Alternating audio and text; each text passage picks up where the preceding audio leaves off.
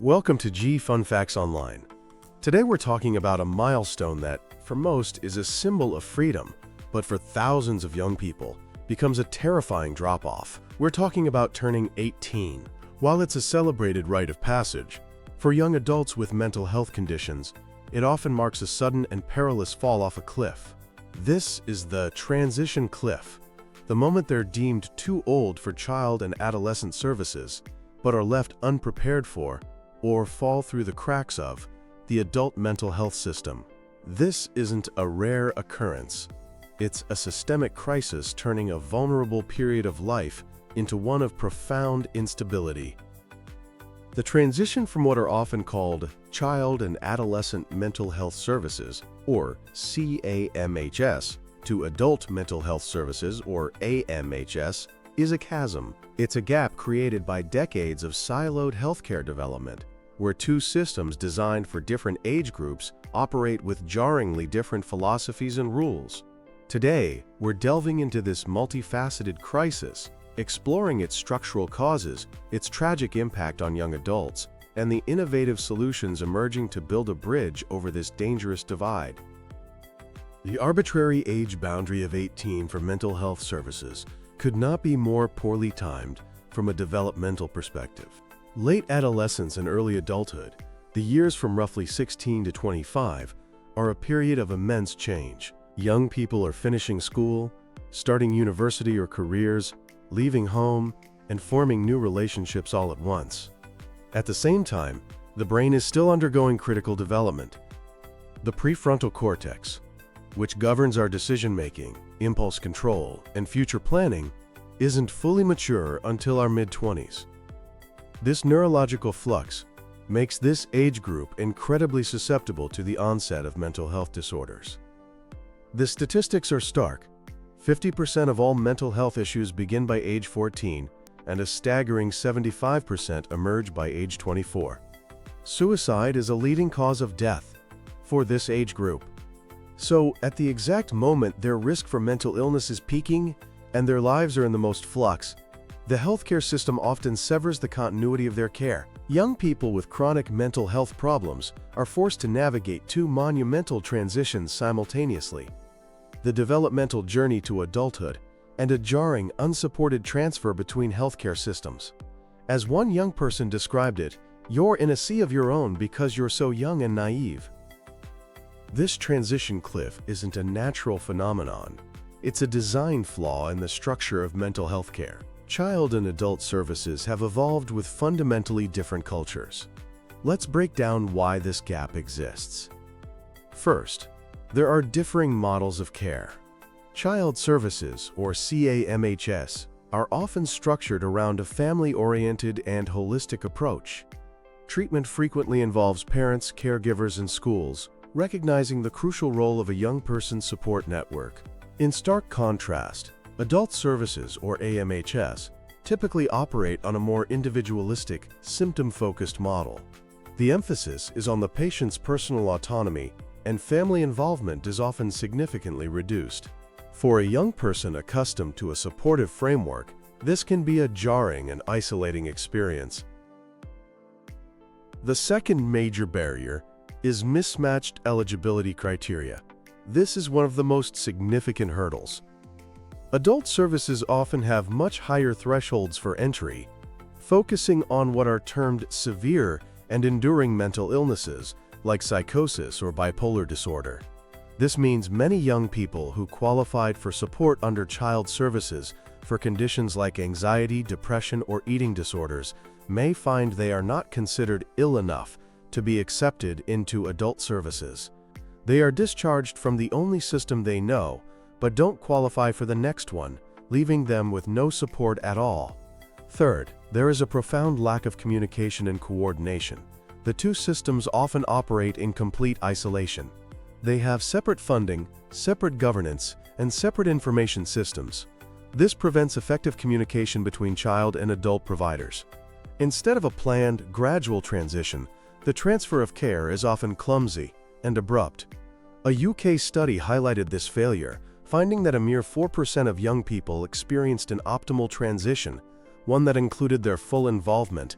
a joint meeting between services, a handover period, and a complete transfer of information. Just 4%. Finally, there are the logistical nightmares and waiting lists. Even when a young person is deemed eligible for adult services, the wait can be immense. The time lag between leaving child services and being seen by adult services can be months or even longer. During this time, mental health can deteriorate significantly, and many simply disengage from the system altogether. In some cases, a 17-year-old might be referred directly to adult services simply because the waiting time for child services is so long that they will have turned 18 before they can be seen. The consequences of falling through this service gap are not just statistical. They are deeply personal and often devastating. When consistent, trusted support is suddenly withdrawn, any progress made can be undone in an instant. For many, this abrupt end of care triggers a rapid worsening of symptoms. Take the story of a 19-year-old named Jessica. She had been making progress with an intensive CAMHS team that she trusted. She described the experience of turning 18 this way. It all just fell apart. I had gone from having help 3 times a week from people who know me, whom I trusted, to nothing at all. My self-harming behaviors increased, and I attempted suicide. Within a month of her support being cut, Jessica was sectioned on an adult psychiatric ward. Her story is tragically common. A retrospective study confirmed this trend, finding that 56% of young people experienced a cessation of care before even reaching the official transition age, often due to administrative hurdles or waiting lists. For the most vulnerable, particularly those aging out of the foster care system, the transition cliff can lead directly to homelessness and entanglement with the justice system. Youth in foster care have disproportionately high rates of mental health conditions and are at extreme risk for suicide. When they age out of care, often at 18, they lose not only their mental health support, but also their housing and social support networks. Research shows a strong link between a history in foster care and homelessness, with some studies indicating that as much as 50% of the homeless population has spent time in the system. Without a safety net, these young adults may turn to survival strategies that lead to arrest, creating a vicious cycle of criminalization and instability. The cliff is also, as one expert put it, objectively terrifying for young people with intellectual and developmental disabilities and their families. Youth with autism spectrum disorder, or ASD, face a particularly steep services cliff. During their school years, they are often supported by a federally mandated team providing services like speech therapy, behavioral management, and social skills training. But when they leave high school, this legal mandate for support simply vanishes. The adult system is often ill-equipped to handle the dual challenges of a developmental disability and a co-occurring mental health condition. Progress made during the school years can stall or reverse completely. Studies show that over a quarter of young adults with autism receive no services at all after high school. A majority of those who do not have an intellectual disability are left without any support, despite significant challenges with social skills and daily living. This lack of services contributes to extremely high rates of unemployment and social isolation for this population. But this isn't just a story of systemic failure. The growing recognition of the transition cliff as a public health crisis has spurred the development of more thoughtful and effective approaches. Experts agree that the solution lies in creating flexible, developmentally appropriate, and integrated systems of care that bridge the gap between child and adult services.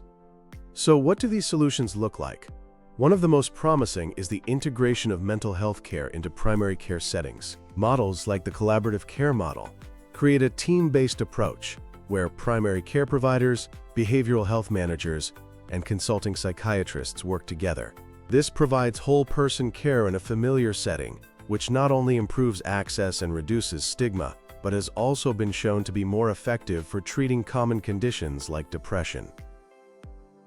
Another key solution is creating dedicated transition services and protocols. Instead of an abrupt transfer, a planned and gradual process is essential.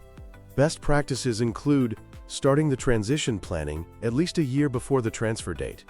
This involves joint management, where clinicians from both child and adult services, the young person, and their family all collaborate on a transition plan. It also means being flexible, basing the transition on a young person's developmental readiness and needs, not an arbitrary age. And critically, it involves appointing a dedicated transition coordinator, a specific person to help the young person and their family navigate the complexities of the transfer. Programs are already putting this into practice. The Ohio Healthy Transitions Project, for example, is designed to create a seamless service continuum for young people aged 16 to 25, providing everything from clinical treatment to life skills training. Another powerful tool is peer support. This is an evidence-based practice that leverages the power of shared experience. Trained young adults with their own lived experience of mental illness can provide invaluable support, hope, and guidance to their peers. They act as mentors and recovery coaches, helping to reduce stigma, improve engagement with services, and empower young people to take ownership of their own wellness journey. Organizations like the National Alliance on Mental Illness, or NAMI, and Youth Move offer peer-led support groups and classes specifically for young adults, creating a confidential space for mutual support and understanding. Recognizing that the 18 to 25 age group has unique needs, some initiatives are creating dedicated services specifically for transition-age youth. These programs are designed to be developmentally appropriate, combining clinical treatment with practical support for education, employment, housing, and independent living skills. For example, a program called Cornerstone combines therapy, case management, and peer mentoring to specifically address the complex psychosocial needs of this population, helping them build a foundation for a stable and healthy adulthood. And of course, we have to talk about technology. The digital age offers powerful tools to expand access to care and meet young people where they are. Innovations include teletherapy and virtual care platforms, which provide remote access to therapists and crisis support lines, overcoming geographical and logistical barriers. There are mental health apps and chatbots, like Wobot and Wysa, that offer immediate 24/7 support for managing anxiety and stress. These tools provide a safe and stigma-free space for young people to seek help on their own terms. We're even seeing the rise of digital therapeutics, which are FDA-approved video game treatments like Endeavor RX for ADHD, using engaging technology to deliver targeted interventions. And peer support is also going digital, with platforms like peers.net working to scale professional peer support and make it more widely accessible. The transition cliff is a stark reminder that mental health doesn't adhere to a birthday. It is a solvable crisis, but it requires a fundamental shift in how we structure and deliver care. We must move away from a fragmented, age-based system to one that is person-centered, developmentally informed, and seamlessly integrated. This means investing in programs that bridge the gap, fostering true collaboration between child and adult services, and empowering young people with the skills and support they need to navigate this critical life stage. By building these bridges, through integrated care, dedicated transition planning, peer support, and technology, we can ensure that turning 18 is a celebration of a future full of possibility, not a fall into a chasm of lost support. The lives of an entire generation of young adults depend on it. Thanks for tuning in to G Fun Facts Online.